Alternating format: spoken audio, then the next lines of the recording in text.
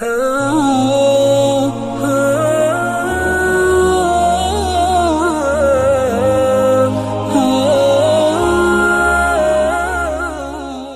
کے نیچے سبسکرائب کے بٹن پہ کلک کریں، بیل کے آئیکن پہ کلک کیجئے تاکہ ہر نئی ویڈیو کی نوٹیفیکیشن آپ کو ملے۔ ویسے تو جو دعائیں وظائف میں بتایا کرتا ہوں اس کی عمومی اجازت ہوتی ہے،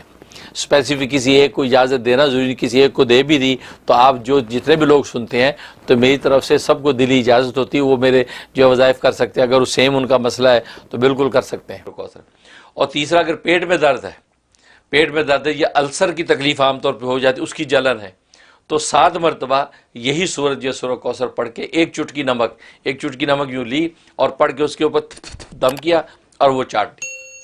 یا کسی دوسرے نے پڑھ کے دم کیا اور اس کو چٹا دی، بچہ ہے یا بڑا ہے،